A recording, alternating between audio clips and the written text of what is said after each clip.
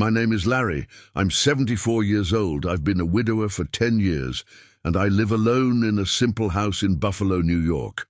I worked hard all my life, raised my daughter with the best I could offer, and I always believed that the love that is planted at home never dies.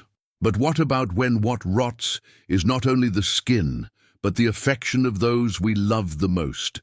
Have you ever felt ashamed of a pain you didn't choose to have? Have you ever hidden a suffering because you knew that if you showed it, you would only push away even more who you wanted around? I'm not just talking about disease, I'm talking about abandonment, to see in your own daughter's eyes a disgust that you never imagined provoking. Maybe you're here because you've been through something similar, or because he always believed that time would take care of putting everything in place. In this video, I'm going to tell you a real story, mine. And if you have the patience to listen to the end, you will understand why silence is sometimes the loudest response there is. But before we dive into the heart of this story, I need you to know something. I'm not a man to make a scandal. I never was. When my daughter walked into the room and saw my leg like that, open, dark, necrotic, smelling like something even I couldn't hide anymore, I saw her face transform. It was not fear, it was repulsion. She walked away as if she had seen a dead thing. He didn't say much, and neither did I, but in that instant I knew. The distance between us was no longer just geographical, it was emotional, and from then on the silence grew until it became an abyss. If you've ever been through something similar, or if you have someone who walked away from you at a time when you needed it most, I wanted to ask you to leave a like on this video. If this story touches any of your wounds, if it looks like something you lived or saw someone else live, sign up here and stay with me until the end. It's not just my story that I'm telling, it can be yours too. And sometimes we just need a safe corner to remember that we are not alone. It all started on an ordinary morning. I had woken up early, as I always do, drank my black coffee without sugar, and went to the back of the house, where the sun hits the wooden deck. It was where I liked to sit and think about life. But that day, I stumbled foolishly on a piece of loose board, grated my shin in a corner of the stairs. It hurt, of course, but I thought it was nothing. I've fallen so much in this life. I thought it would be just another mark that would disappear over time. I washed it with water, put on some antibiotic ointment, and put on gauze. But the days passed, and that didn't get better. The following week, I went to the neighborhood pharmacy, the same one where Rose, my wife, bought her vitamins. I talked to the attendant, asked for a stronger ointment, also bought some packets of gauze, adhesive tape, and continued to take care of it myself. I didn't want to give anyone a hard time, especially for Emily, my daughter. She already has the boys, her husband, her job. Why another burden? But the wound was getting ugly. The skin around it began to darken, harden. The central part opened for good. A secretion began to come out that stained everything. The first time I smelled the strong smell coming from there, I was scared. It was like rust mixed with dead stuff. I washed it with hydrogen peroxide, let it drain, holding my breath firmly. Sometimes he bled. Other times it felt too dry, hard, as if it were living stone inside my leg. Even so, I said to myself, it's just old man's stubbornness. It will pass. I started to avoid wearing shorts indoors, even in the heat. Always wide pants covering the leg.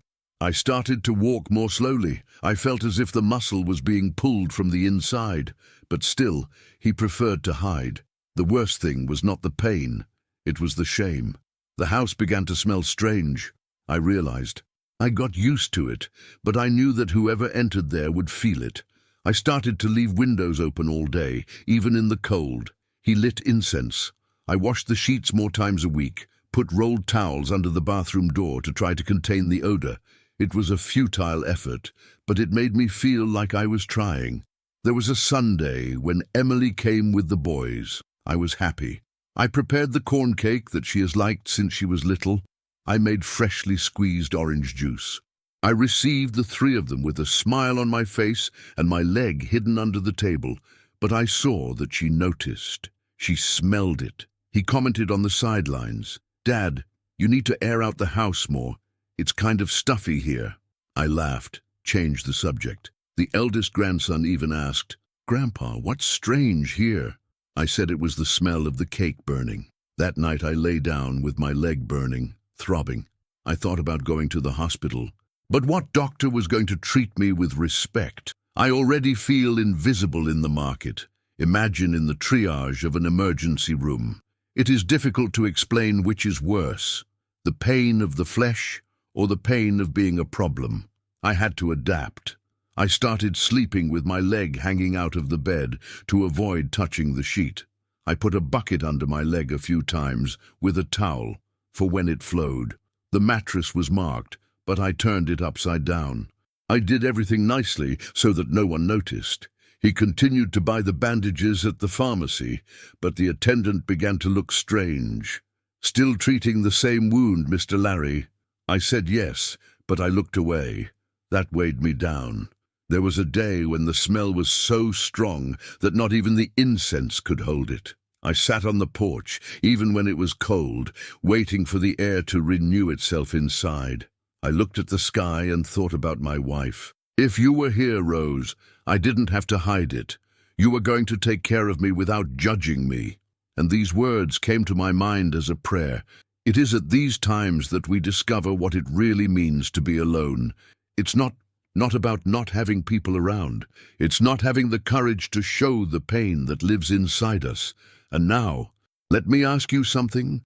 Have you ever had to hide your pain so as not to push away the one you love? Have you ever pretended that everything was fine just so you wouldn't be seen as a burden?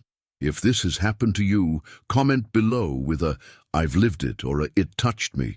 It will be good to know that there are more people who understand what I felt. The following week, the wound took a leap from worsening. The skin around it turned black.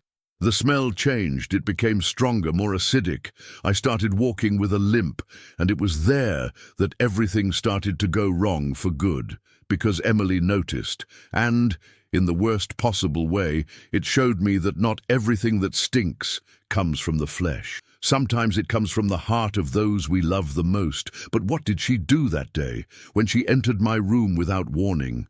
It was there that I understood that my wound went far beyond the skin. Do you want to know what happened? So listen carefully to what comes next. The following Sunday, Emily arrived around 2 in the afternoon, with the children running down the hallway of the house as if they owned the world.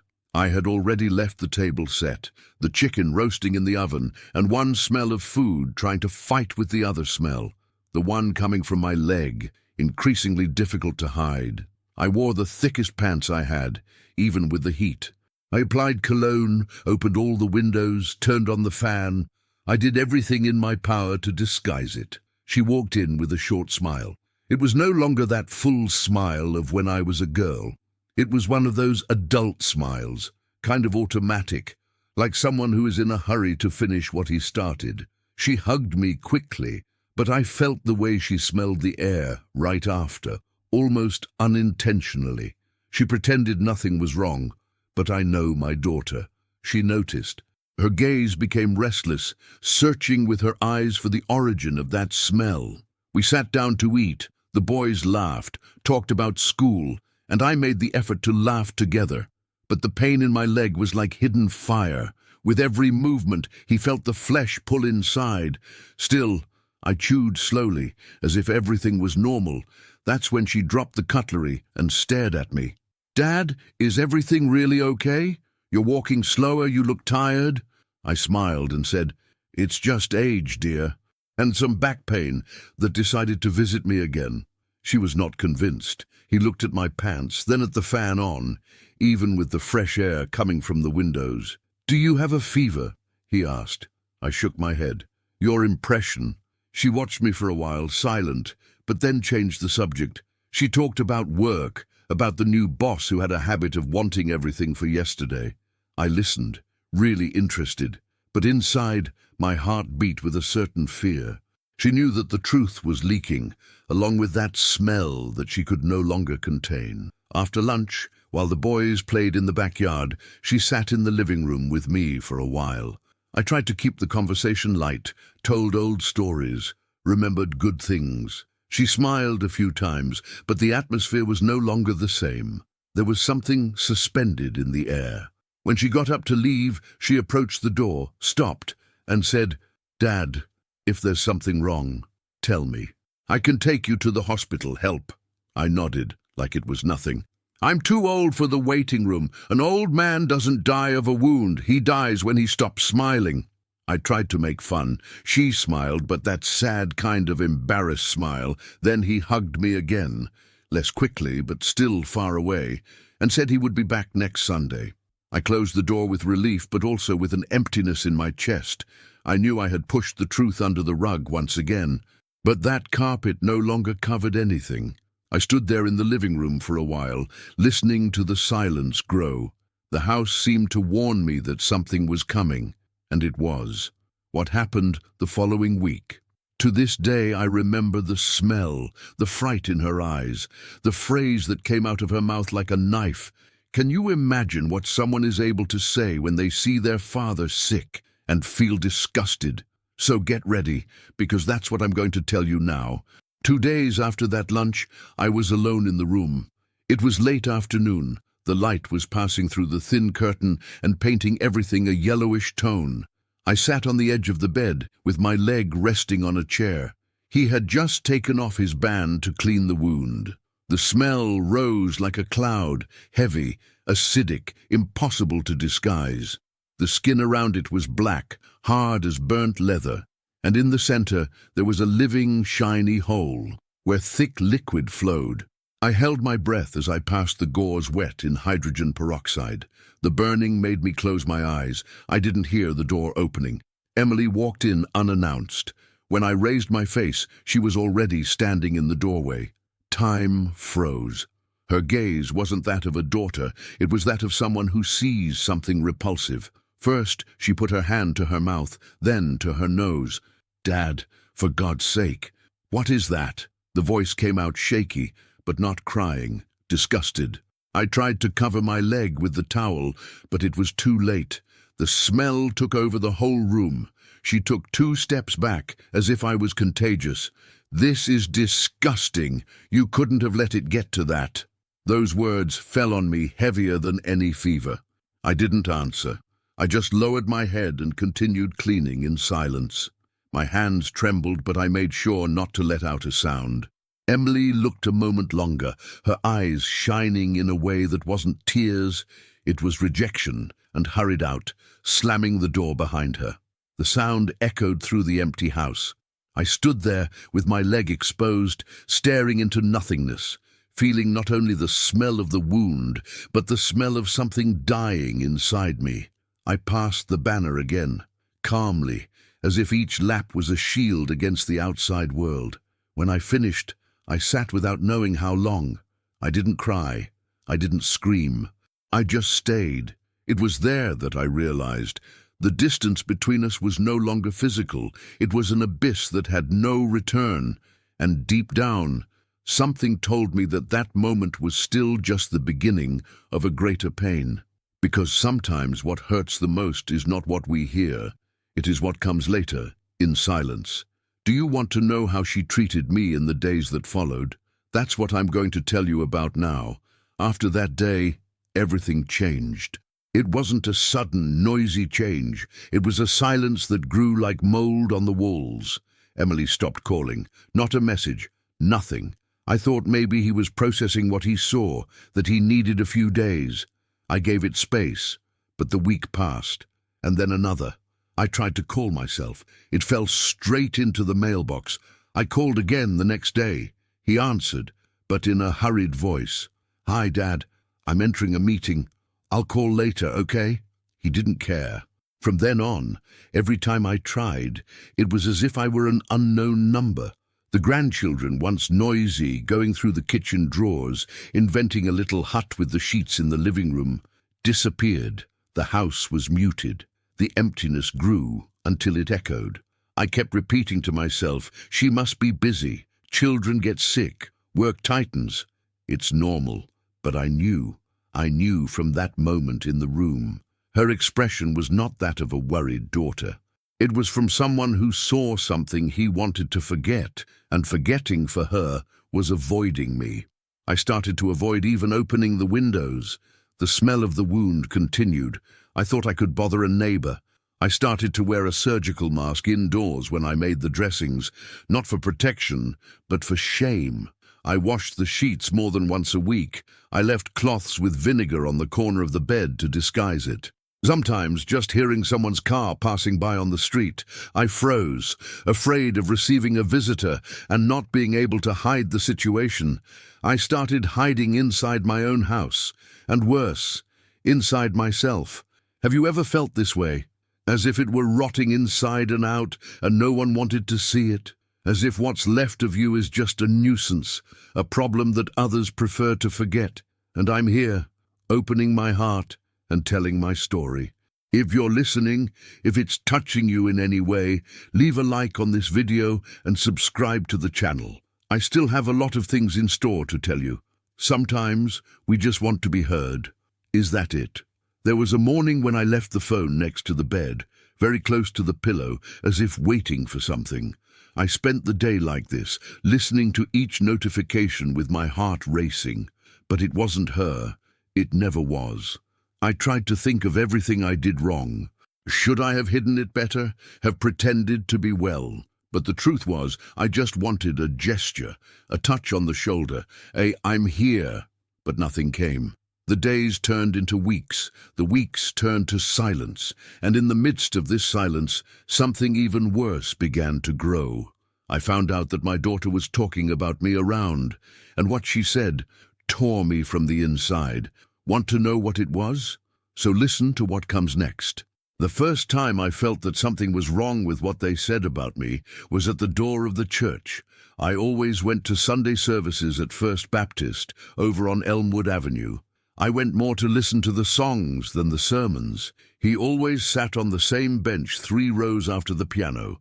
Mrs. June, one of the oldest in the congregation, came to greet me as she always did. But this time, she hesitated. I felt her gaze wandering over my body as if looking for what she doesn't want to see. And then she blurted out, almost in a whisper, "Larry, I heard that your house walks difficult, that the smell there is unbearable. Do you need help, dear?" I smiled, thanked him for his concern, but inside, I collapsed. Not because of her, but because she knew where it came from. That hadn't come from the street. It had come out of my own daughter's mouth. The following week, at the market, I met Mrs. Darlene, who used to sell cakes to raise funds for her grandchildren's school. She looked at me from afar, then approached me with a yellow smile, and he commented, trying to look natural, "I saw your daughter the other day. She commented that she can no longer spend much time there at her house. That smell, finally, that you should see it." I pretended I didn't understand. I took the bread I had come to buy and went straight to the cashier. There it was clear. I was no longer Larry, a polite widower that everyone respected. I had become the old man who stinks. The old man that his daughter does not visit because the house looks like a deposit of rotten meat. Worse than being ignored is being talked about as if it were a health problem. As if I were no longer a person, but a nuisance, a risk, a smell. Shame set in for good. I stopped going to church. I made some excuse for the pastor, saying that I needed to take care of my health. He was polite, but did not insist. Deep down, I knew it too. I cancelled the Wednesday lunch at the Golden Diner. I'd been going there for years. There was even my favorite table in the corner near the window. The waiter, Donnie, always served me without me having to ask. Chicken soup and half a tuna sandwich. The last time I went, I noticed the girl at the next table grimace and whisper something to her husband. I didn't need to hear it to know what it was. I left before dessert, left the money on the table, and never came back. The city began to seem too small to hide my shame. I avoided going out. He avoided opening the door. He spent more time in his room. The sound of the television kept company, but it didn't fill it. The leg hurt, of course, but there were days when it hurt more to know that people who had known me for years now saw me as a warning, like something that rots slowly and no one wants it around, and yet I didn't complain. I didn't call Emily. I didn't ask for an explanation. I just kept it, like someone who writes everything down in an invisible notebook inside his chest, every gesture, every absence, every word that came to me distorted. The sorrow was settling like an old piece of furniture inside the soul. And over time, I got harder. But life has a strange way of returning what we swallow quietly, because while I was forgotten inside, something outside was about to turn, and who pointed me out as a shame. Soon he would know what it is to taste rejection. Do you believe in justice that comes without shouting, only with time? Because that's what started to happen. And I'll tell you now how the tables started to turn. On those days when silence took over the house, I found myself sitting in the old armchair in the living room, the one that creaks when we get ready, looking at nothing and going back in time. Our heads, when they are empty of conversation, are filled with memories. I remembered little Emily running barefoot in the backyard, her blonde hair sticking to her sweaty face, calling me Strong Daddy because I lifted her with one arm. I worked at General Motors, Tonawanda plant, 35 years turning the same screw on thousands of cars I never drove. He came home with grease up to his neck, but with a smile on his face, just hearing her laugh. I never missed a birthday, ever. Even when the shift doubled, I managed to find a way. There was a year when I bought a cake at the last minute because the payment was late, and I had a surprise party with only 3 balloons and a blue ribbon that I found at the bottom of the drawer. She cried with joy. He said it was the best birthday of her life. When her mother fell ill, ovarian cancer discovered too late, it was a blow that took our breath away. Emily was still in high school. I was in the hospital all day, and then I would come home to make dinner, wash her uniform, pretend everything was fine. When Rose left, I had to be a father and mother at the same time. She was 16 years old. He cried almost every night, and I just said, "We'll find a way, daughter. We'll find a way." Gave. I worked during the day at the factory and at night as a taxi driver to save money for her college. She wanted to do journalism at Syracuse. When it passed, I cried hidden in the bathroom. I went to the bank, took out a loan, sold my car, walked for a long time. But she was. He graduated with pride. I was there, in the back row, shirt on, heart exploding in my chest. When the ceremony was over, she came running to hug me. "You're everything to me, Dad." These words still echo here. I bought her a used car, a red Honda 98, which I got at a dealership in Amherst. It wasn't pretty, but it was safe. She cried again. He said I was the best father in the world. I believed it, and today, this same daughter no longer enters my house because of a wound, because of a smell. There's something very wrong in this world when the love of a lifetime can be erased by something so small.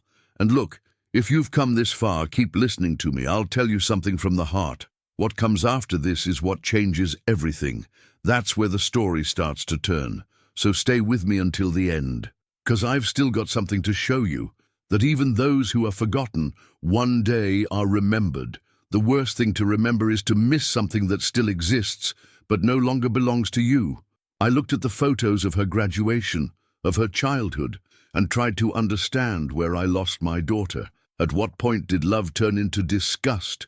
But life has a curious way of teaching, because while she pushed me aside, pretending I was a burden, something started to crumble on her side too. And when I found out, I didn't even have to raise my voice. I just thought, time is doing its job. Want to know what happened? So listen to what comes next. The invitation arrived by message. Cold, direct. "Dad, let's have dinner here at home Sunday. Come if you want." There was no emoji, no "with nostalgia," no "the boys want to see you." But it came. And as much as my heart already knew that I was just one name on that list, I went. I went because I still carried a remnant of hope. I put on my darker dress pants, the ones I almost don't wear, and a thick coat, even with the heat hitting 30 degrees, all to hide the wound, the smell, the shame. I put perfume on my wrists, on the back of my neck, even on the handkerchief I carried in my pocket. I took the bus to Rochester. I arrived at the door and took a deep breath. Her house was as always, well decorated, full of pictures with phrases in English hanging on the wall. "Home is where the heart is," read one. I entered and was greeted with suppressed smiles. Her husband gave me a dry handshake without even looking at me properly. The grandchildren, who used to jump on my lap, became shy. Maybe they had heard something at home. Maybe they could smell it. I sat at the table as if entering a ceremony that is no longer yours. The food was beautiful, well put, but the air was getting heavy. The perfume no longer disguised. I felt it first. Then I saw the youngest wrinkle his nose. The other nudged his brother and whispered. Emily noticed. He pretended not to see for a few minutes until he couldn't any more. He looked at me and said, almost whispering, through clenched teeth, "Dad, that's not right." I just lowered my eyes and said, "I'm sorry, daughter." But she didn't stop there. Still half finished on the plate, he murmured, "You should take care of that properly. This is spoiling the environment." The other guests stopped chewing. Her husband was silent, as always. The words fell on me like a wet towel, heavy, cold, unnecessary. I continued eating as if I hadn't heard. Each mouthful seemed harder to swallow. And there, at that table where I was once the center of attention, I realized that now I was just a displaced body. It was not part of it. I was just tolerated, and tolerance has an expiration date. Allow me to pause for a second here and ask you, have you ever felt that you were in a place where no one else wanted you, but they didn't have the courage to send you away? Have you ever felt that you have become a nuisance, even for those you raised with so much love? If you've been through this, comment here with an "I understand you" or "I know how it is," because this feeling, this sensation hurts more than any wound on the body. I stayed until the end of dinner, out of politeness. I thanked him, gave his grandchildren a kiss on the forehead, and left through the same door I entered, feeling that I was leaving behind something that no longer belongs to me. On the bus back, I looked at the reflection of my face on the window glass and thought, enough. And it was with this word that everything began to change. Because when a silent man says enough to himself, the world outside can't even imagine what lies ahead. Want to know what I did after that? I'll tell you. But I warn you, it was at that moment that justice began to take shape.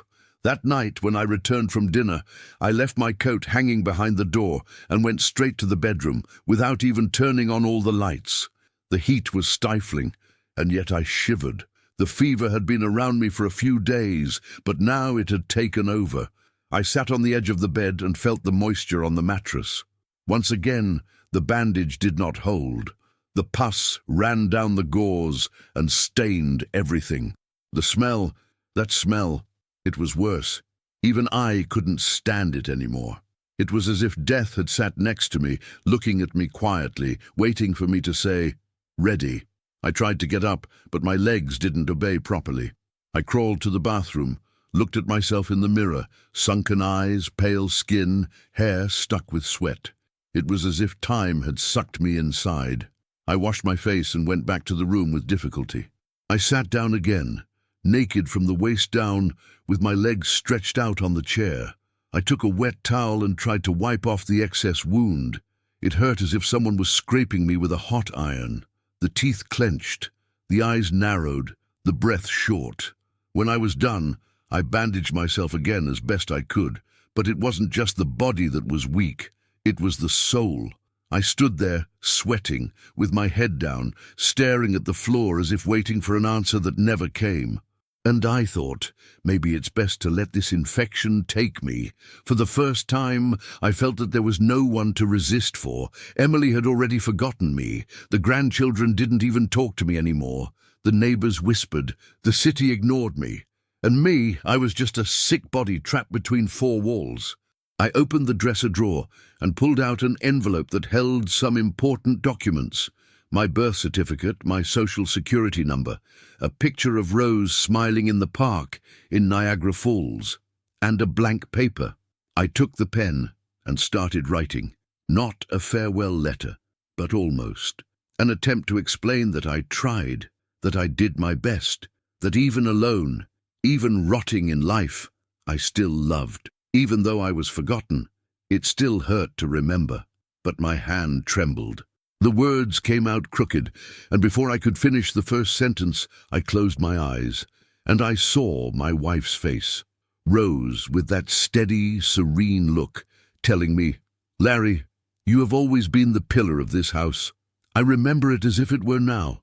She said this on the worst days, when everything seemed to fall apart, and at that moment, in the midst of the heat, the fever, the abandonment, I took a deep breath and said to myself, in a low, almost whispered voice, "I still am.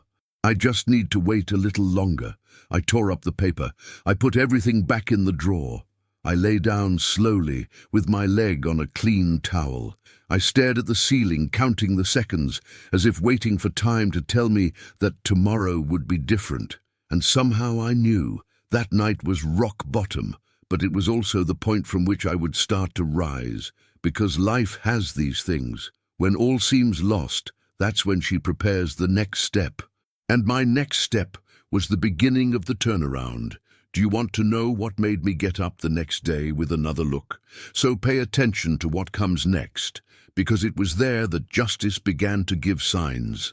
The next day, I woke up with my body still heavy from fever, but his head was clear, strangely clean.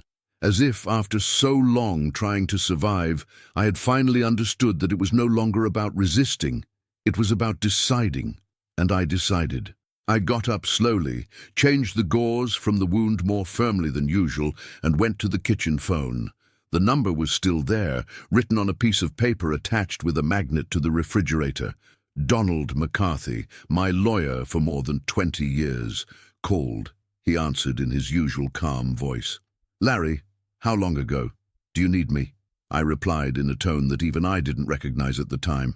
"I need to, but this time, it's to solve everything."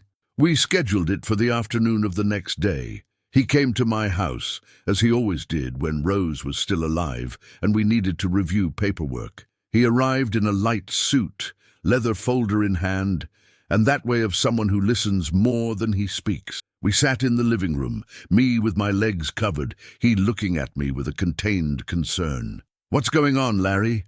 And then I told him, from beginning to end. I talked about the wound, the smell, the day Emily came into the room and turned her face. I talked about the calls that didn't come, the looks in the church, the words that came to me through the neighbors' mouths. I spoke of the night of the fever, of the torn letter, of the full stop that turned into reticence. He listened to me in silence. When I finished, he paused and asked, "Do you want to leave any formal statements? A letter? A video, perhaps?" I shook my head. "Donald, I don't want a speech. I want justice, but the one that comes in silence, quietly, no scandal, the kind that only those who feel it understand." He nodded slowly. "Got it." And we started. We opened the will. Emily was the primary beneficiary. Since her mother died, we have never touched it. I trusted it. But now it was time to adjust. I asked him to take her name as a direct heir. "I don't want her to be in need," I explained, "but I also don't want her to think she can spit on her plate and stay at the table." Some of the proceeds would go to a foundation that cared for abandoned elderly people, a nursing home in Albany that I had known years ago and that welcomed people forgotten by their families. I want them to get what she didn't value. Donald looked at me with deep respect. "She'll never expect this." I just signed the papers, silently. And at that moment, I felt something I hadn't felt in a long time, firmness. The truth is that sometimes justice comes from a suit and briefcase, not a hammer, and the silence signs stronger than any scream. If this piece of my life can become a mirror or a hug for someone, will it help me to carry it forward? Like and subscribe here to the channel. It makes more difference than you think. Sometimes we talk, even without a voice. And maybe this story, which started in a wound, will end up serving as medicine for someone else besides me. Donald put the papers in his briefcase and before leaving, turned around in the doorway. Do you want her to know that now? I took a deep breath and replied, she'll know, but only when it's too late. And that's when I knew. The story wasn't over. It had turned. The next step did not come from me, but from life. Because what happened to her afterwards? Oh, you need to listen to that calmly, because it was life with all its irony that gave the hardest lesson, and he didn't even need my hand. Want to know how? So listen to what comes next. Silence has a sound. Anyone who has spent too much time alone knows what I'm talking about. It's not the absence of noise. It's another kind of sound, a noise that seems to come from inside us, as if the chest spoke softly, reminding us that there is pain even when there is no one watching. And as much as I didn't know the details yet, I felt inside that the silence that weighed on me now was also beginning to spread in my daughter's life.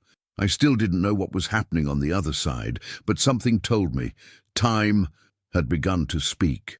Emily, so sure of herself, began to experience a kind of emptiness that I know well. Her husband, as I learned later, began to spend more time outside. Business trips that used to last 2 days now became 4. Evening meetings. Silences on the phone. And the worst, absence at home. The children, my grandchildren, began to feel it. One of them, the youngest, 7-year-old Ben, asked, "Why doesn't Grandpa come here anymore?" Emily replied with disguised irritation, "Because he's taking care of his health." And he, with that innocence that only children have, countered, "But I like him, even if he smells strange." It hurts, right? When even a child is able to feel what we should have already learned to understand with the heart. Emily, hearing that, lost her patience, screamed. I said I couldn't do it anymore, that I needed to understand my place. Only, the place she thought was mine no longer belonged to me. I was no longer part of her house. It was a past she wanted to sweep under the rug, as if her father's scent could be hidden with cleaning product. And life, with its meticulous way of teaching, began to take its toll. At work, she made a big mistake with an old client. She mixed up deadlines, exchanged important files, and ended up away for a week. That's when the walls of her house began to come closer. The silence she once used as a shield has become a mirror. He began to sleep badly, cooking less. Her husband, now more absent than ever, avoided even talking. And the children, once happy, started to play alone in the backyard, talking less, asking more questions than they received answers. Meanwhile, by my side, I went on in peace. Not because I was happy, but because I had made peace with myself. I woke up early, made my own coffee bed without sugar, as Rose always said it was healthier, and took short walks on the balcony, even with the pain in my leg. The smell was still there, the wound too, but my conscience, this one was clean. Funny how life balances the dishes.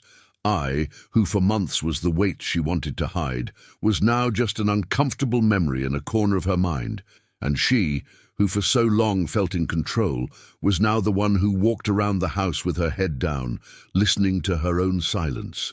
There is something I have learned over the years. There is no justice more certain than the one that life distributes alone, at the right time.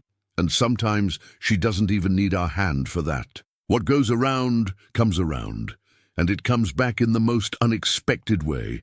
No, I know that so far the story has already been heavy, but trust me, what happened next, no one saw it coming. And it was there, right there, that she finally understood the value of everything she left behind.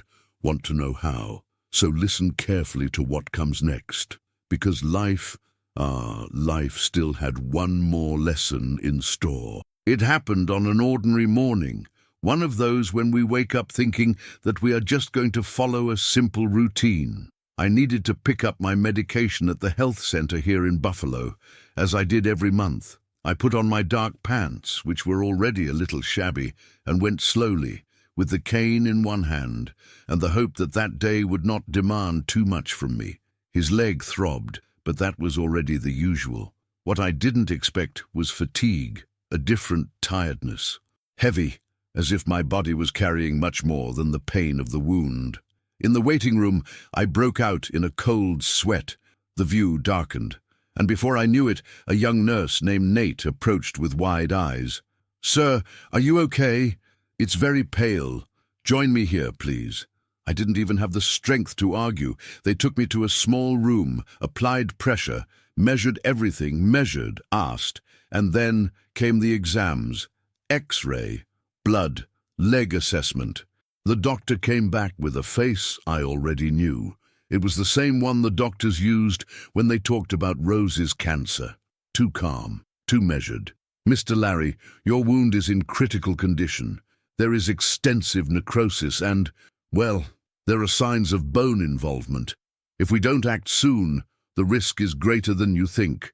I heard everything with that silence of someone who had heard worse. The word hospitalization came soon after. 3 days, they said. Monitoring, antibiotic in the vein, maybe surgery. I nodded slowly. I said yes, that he accepted. Those hallways of the Buffalo General smelled of disinfectant and loneliness. They put me in a simple room with a window facing the parking lot. I lay down and watched the movement of the cars, trying to guess who were the people who came in and out. On the first day, no visits. But I really didn't expect it. In the second, Nurse Grace, a red-haired, soft-spoken girl, sat next to me at night while she changed the bandage. "You should have someone here. A son, a daughter, someone in the family." I smiled. A smile without bitterness, just resigned. "I had it for a long time, young lady. Now I have myself, and that's enough." She was silent, but his eyes watered. We understand each other by the look when the soul has already been beaten too much. In the early morning of the second day, I had a fever. I shivered under the thin sheets of the hospital, remembering Rose. From when she would give me lemon ginger tea and say, "Don't die now, Larry, we still have Emily's graduation." And look at that. She went, and I stayed.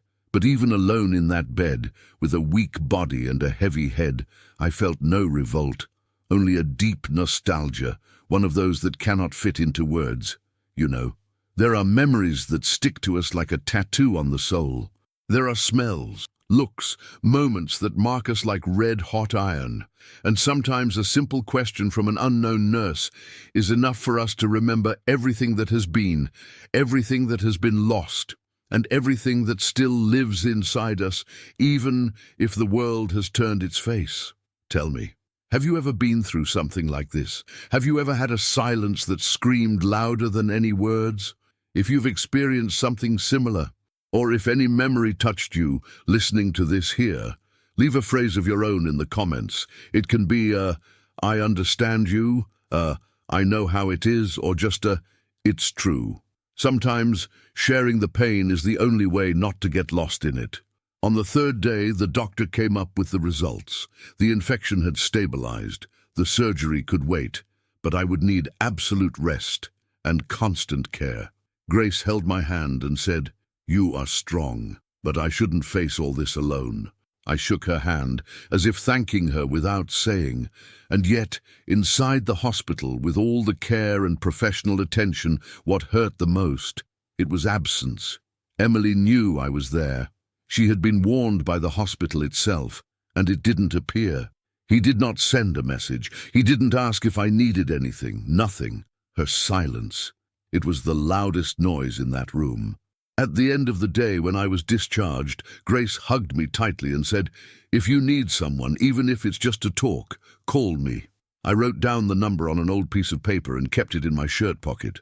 But inside me, something had already changed. I didn't expect anything else from anyone, only time, because time, this one never fails, and he was still going to bring it all up in front of everyone. Want to know how it went? So don't miss what comes next. Because life still held a turn that no one imagined, not even her. The morning I was discharged, it wasn't raining, but the sky was heavy, grey in a way that seemed to reflect what I was carrying inside. I had already packed my things, which were not many. A change of clothes, the medicines, the envelope with the papers I kept at the bottom of the suitcase. Grace hugged me at the door of the room and said, "Take good care of the gentleman out there, see?" I just smiled, with that smile of someone who knows that the out there is not usually very careful with people who are over 70. The hospital had called a volunteer from the city's social service to take me back. A young boy, I think his name was Calvin. He drove an adapted van and spoke little, which that day went down well. The way home was short, but for some reason he decided to take a detour, and we passed in front of Emily's house. It was unintentional, I'm sure, but it was as if fate had extended its arm and placed me in front of the exact scene I needed to live. She was in the garden, working with the plants as she always liked to do. She wore those gardening gloves and a plaid shirt of her husband. When he saw the social assistance car, he raised his head slowly. We stared at each other for long seconds. She dropped the tools and walked towards the gate. Calvin, realizing what was happening, slowed down, as if understanding that this was not the time to speed anything up. She approached and said, with that tone of someone who wants to appear firm, but hides the guilt behind every word, "Dad, did you leave the hospital thankfully? See, I was right. You needed treatment. I couldn't ignore that wound anymore." It hit me like a stone thrown slowly, not because of the impact, but because of the contempt embedded in the gesture. I took a deep breath. I opened the window slowly. I looked her in the eyes. Months without that look. But he was there, only different. And with all the calm that still lived in me, I said, "You were wrong, Emily. I didn't need treatment. I needed compassion. That's it, daughter. This is not something you find in pharmacies." She was speechless, as if he had been slapped. His mouth opened a little, as if he wanted to answer, but could not find words. "Dad, I only wanted your good. I raised my hand, not angry, just a pause. Someone's good is not done with disgust, nor with distance. It is done with presence, and you chose to walk away. That alone taught me everything I needed to know."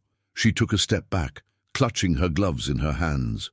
Her eyes were teary, but she didn't cry, perhaps out of pride. Maybe because he didn't know if he had the right to cry. I closed the window, and Calvin took off slowly. In the rearview mirror, I saw her standing at the gate, static. For the first time in a long time, she was the one who was left behind. That moment, small in the eyes of the world, was huge for me. Because it was there that I realized that sometimes we don't need to raise our voices to be heard, and you don't need to make a scandal to show the pain. Just one look, a well-placed silence, a mirror at the right time. The return home was quiet, and even so lighter than I expected. It still hurt, of course. The body, the leg, the heart. But there was something inside me that had changed. I wasn't trying to prove anything anymore, nor expecting a response. I just wanted to live the rest of my days with the dignity I had left. And believe me, this is more precious than any inheritance. But that exchange of glances at the gate, that scene will still echo for longer than she imagines, because there are things that we only understand later, and I know she understood. Not everything, but enough not to sleep peacefully. Want to know what happened next? Stay with me. The next chapter has something that neither she nor anyone else saw coming. That day, the late afternoon light entered through the porch of my house as it had not entered for a long time. The buffalo air still had a bit of spring mixed with the smell of coffee and old wood. It was a simple afternoon, but full of meaning.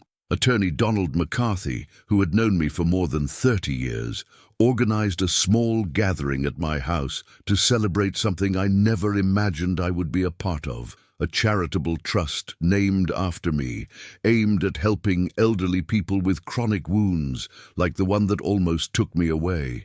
The idea was born from our conversation weeks before, when I talked about the loneliness of those who carry a hidden pain, not only in the body, but in the soul. And there we were, neighbors, colleagues from the old factory, 2 nurses from the hospital, a pastor friend from the church that I no longer attended, people who perhaps had never heard all my silence, but who now understood what he was saying. In the corner of the room, a very simple banner with my name and a phrase that Donald chose without consulting me. Dignity to the end. I looked at that and smiled. For the first time in many years, I felt that my name was linked to something that was not weight or bothersomeness or bad smell. It was purpose. It was respect. The afternoon went on quietly. Low conversations, a table with homemade cookies, hot tea, and when the last guests were picking up their coats to leave, I heard the noise of a car stopping abruptly in front of the house. My heart, even tired, recognized the sound before my eyes. It was her, Emily. He entered without saying good afternoon, without knocking on the door. The red eyes, the hurried breathing. She wore a wool blouse and the same shoes that her mother liked. She looked around as if she had arrived late for a movie that everyone has seen. The banner, people, the hugs, and above all, the smiles. When he saw me, he didn't come running nor angry. It just came. He stopped 2 steps from me and asked, almost in a whisper, "Is all this true?" I didn't respond right away. I just pointed with my head to the table next to the armchair, where there was a white envelope, face up, with her name written by hand.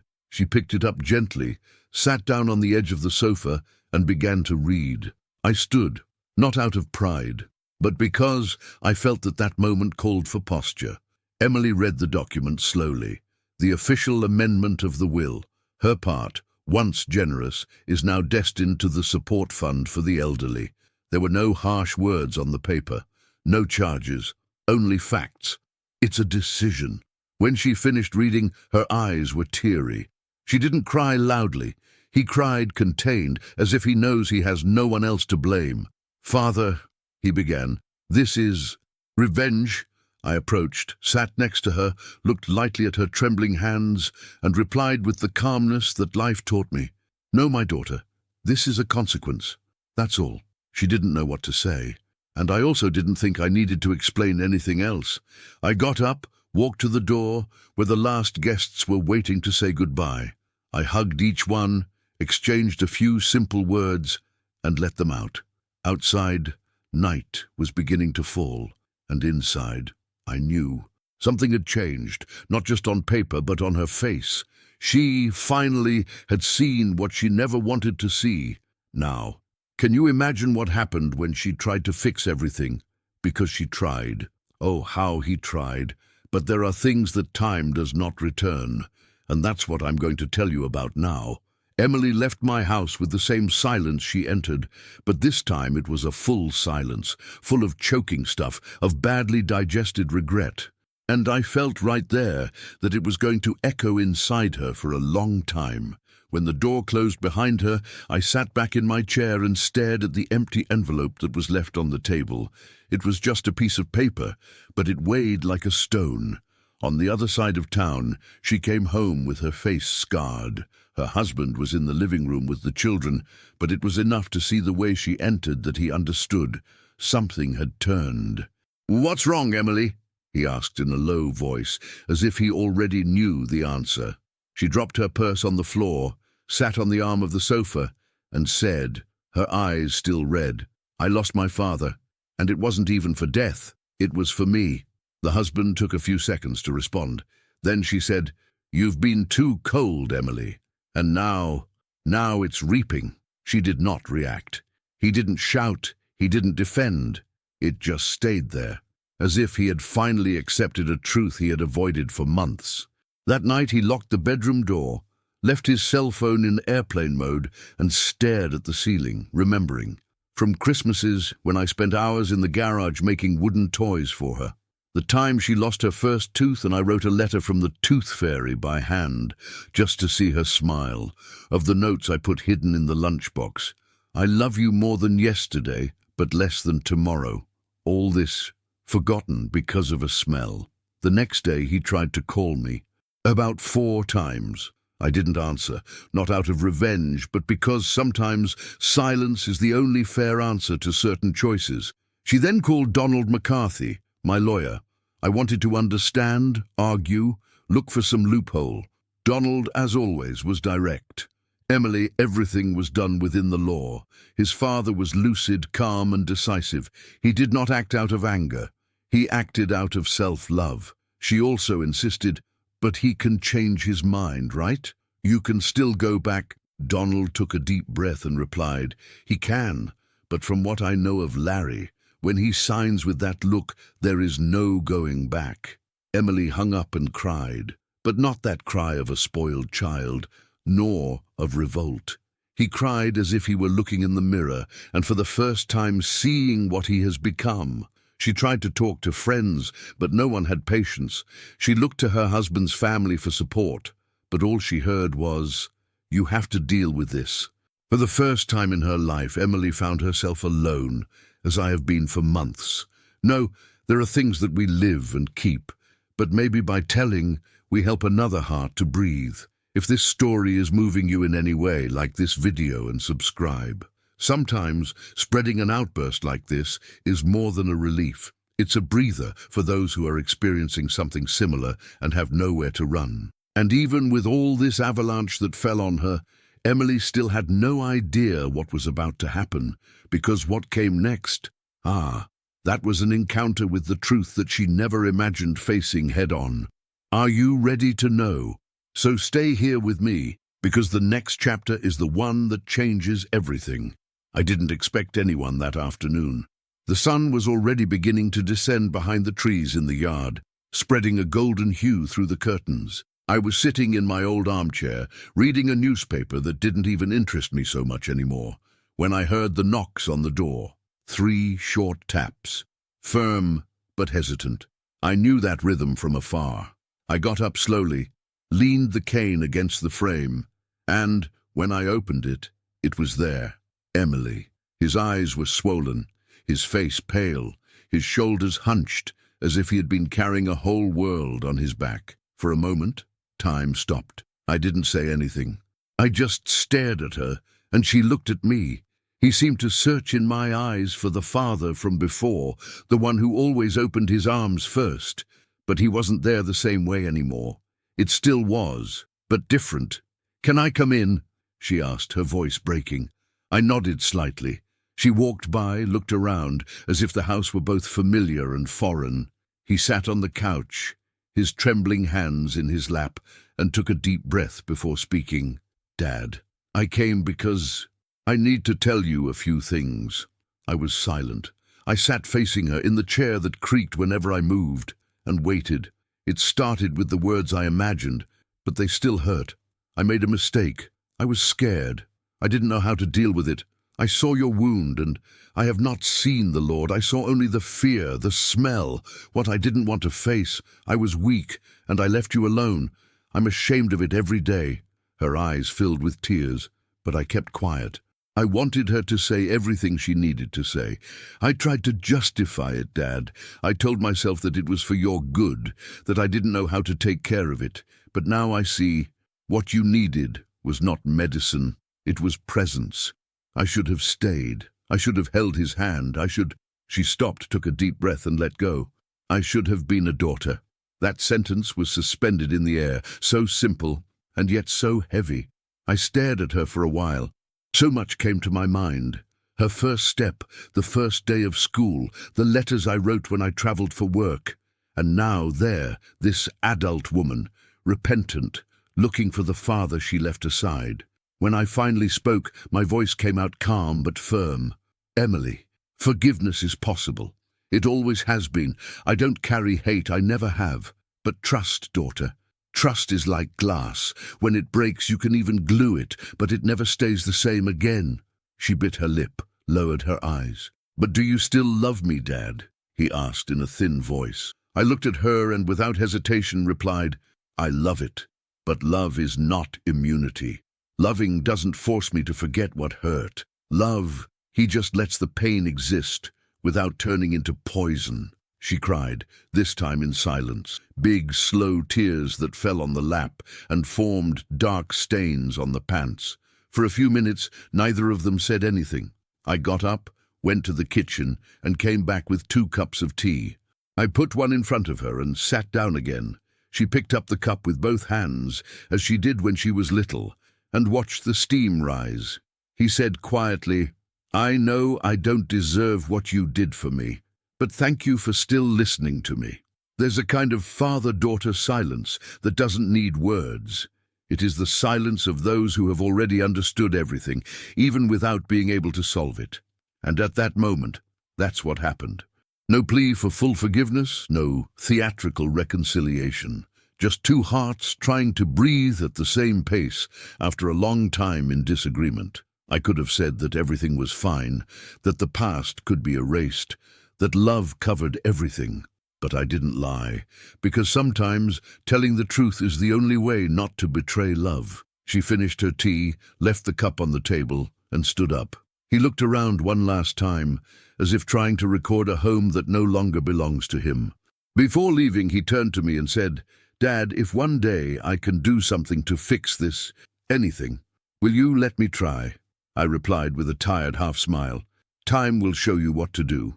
But remember, Emily, some things are not repaired with gestures, but with life." She nodded and walked away.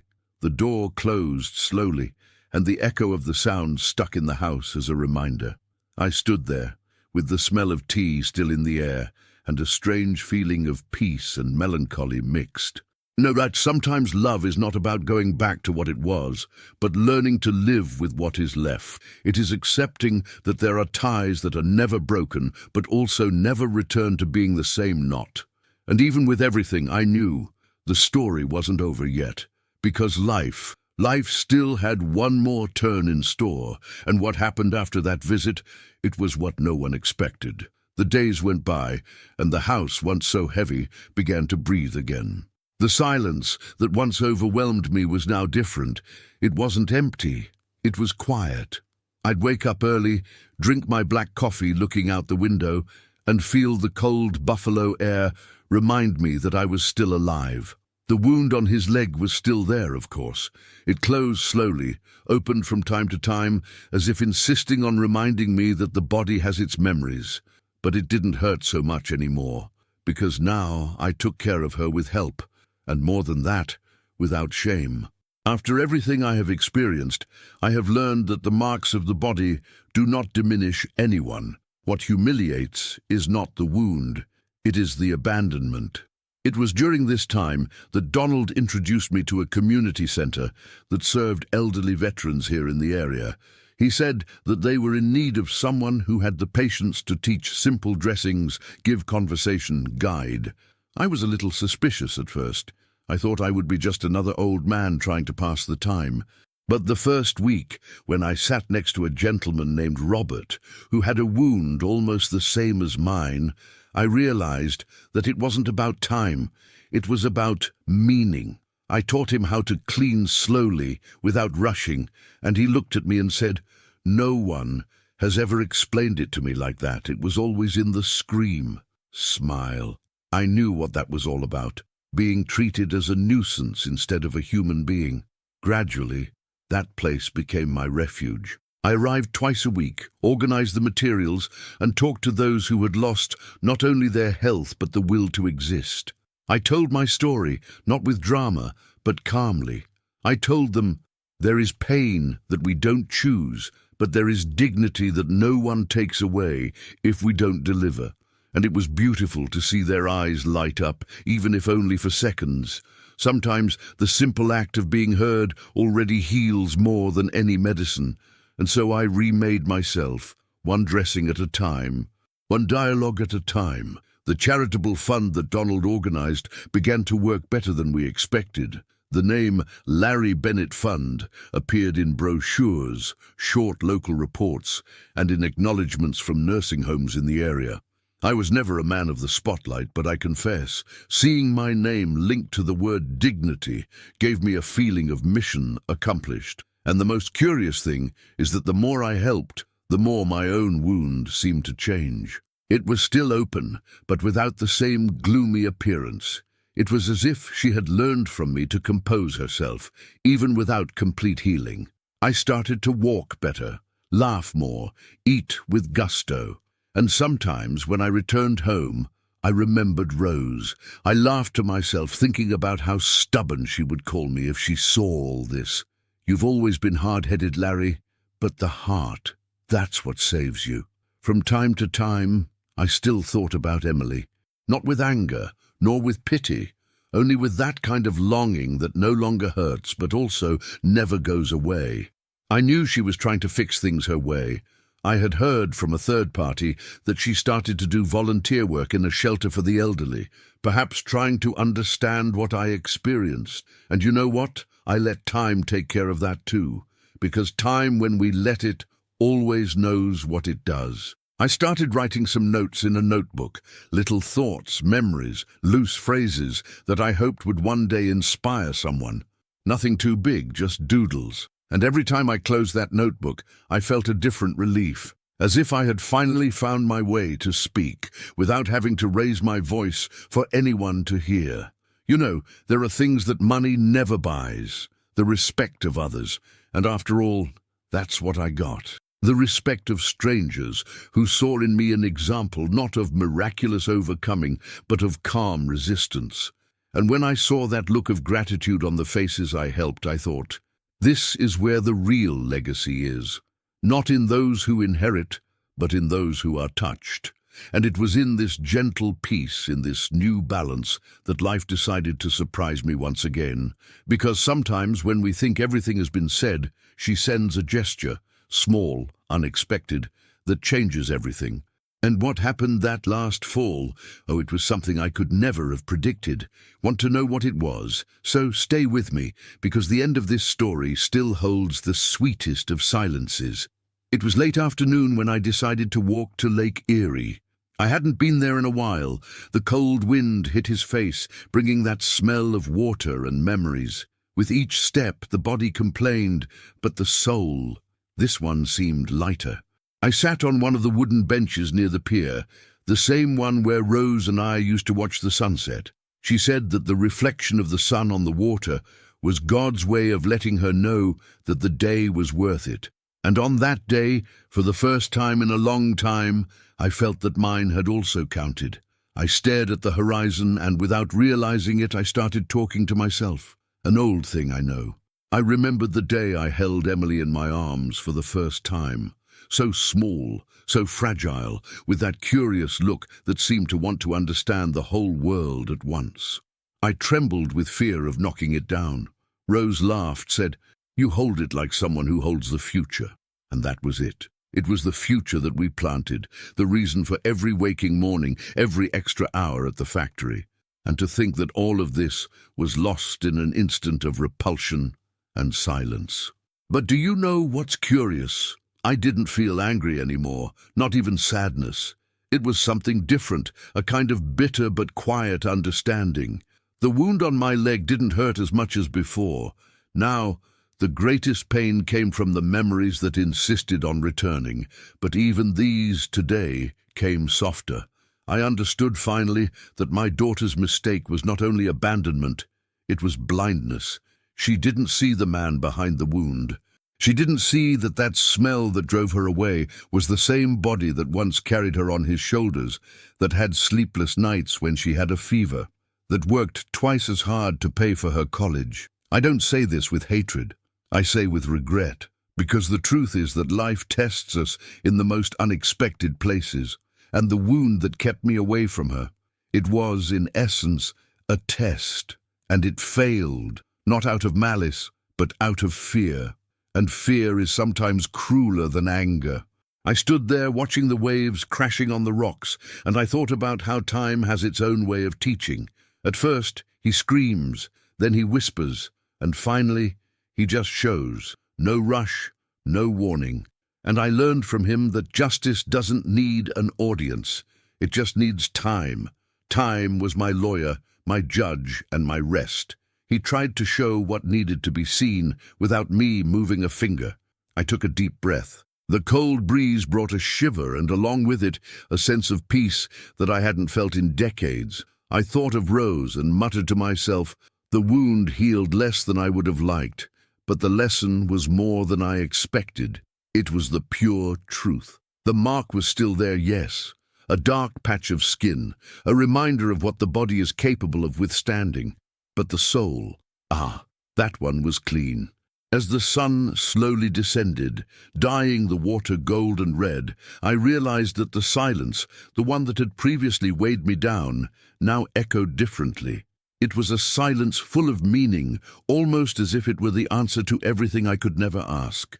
Sometimes we don't need to hear an excuse to know that the other understood. Repentance has its own voice, and I knew that Emily, wherever she was at that moment, was hearing the same echo. The wind picked up, and the cold made me pull my coat up to my neck. I stood up slowly, with the cane supporting the weight that my legs could no longer hold on their own, and looked once again at the horizon. The sky seemed to give me back my gaze, and I smiled. I felt that everything finally had made sense. But life, she always keeps one last gesture, one last word, one last meeting. And I didn't know there, sitting in front of that sunset, that mine was yet to come. Fate had something in store for me that would close the circle perfectly. Want to know what it was? So it is. Because the end of this story is not about loss. It's about the most beautiful kind of comeback. Today, looking at myself in the mirror in the hallway, I see a different man from the one who started this story. The wound in my leg is still here, small, insistent, sometimes stubborn, but it no longer defines me. It's just a reminder, a piece of skin that tells in silence everything I had to learn. After all, I can say that I found what I had always sought, peace. Emily, over time, slowly reapproached, not in the way of before, of an inseparable daughter and father, but in a more human, more real way. Today she calls from time to time, asks how I'm doing, and sometimes shows up with her grandchildren. I never charged. I learned that true love does not require return. It only exists, silent and whole, even when the other does not know how to receive it. Donald continues to visit me. The charitable fund is still going strong, helping people who live what I lived. The house, once sad, is now a meeting point for stories. And me? I'm still here, firm, aging in peace, with my soul more scarred than my body. Life has shown me, with the calm of the days, that dignity is invisible, but it weighs more than any will. Whoever looked at me with disgust lost the right to see the man behind the wound, and I, who walked alone for so long, discovered that loneliness can also be freedom. Time has taught me that justice never comes screaming. It comes slowly, with light steps, and settles where the heart finally learns to rest. The biggest lesson of all this is simple, and it works for anyone who listens to me right now. Never judge the pain that is not yours, because what today seems like weakness may be exactly what keeps someone standing. Love, forgiveness, and time. These three are the true remedies of the soul, and if you carry your own wounds, visible or not, know that they are not the end of your story. They are just the way that life found to show you that you survived. Thank you for staying with me so far, listening to me, accompanying me, understanding me. This time you gave me is the greatest gift anyone can give. If this story touched you in any way, leave a like. It's like a silent hug that warms you up and gives you the strength to continue. If you want to come back for another coffee with me, subscribe to the channel. Here, the door is always open for those who need to listen with their hearts. And tell me in the comments, which city are you watching from? I like to imagine the whole world meeting here, in a little piece of time that is only ours. And don't forget to activate the bell, so you don't miss it when the coffee is ironed again. Life is made up of these instants, of listening, of sharing, of remembering. So, don't go away yet. Listen to the next real story that will appear on the screen. Always remember, each wrinkle tells a story, and each story carries a strength. Watch the next video here on the channel with another incredible story.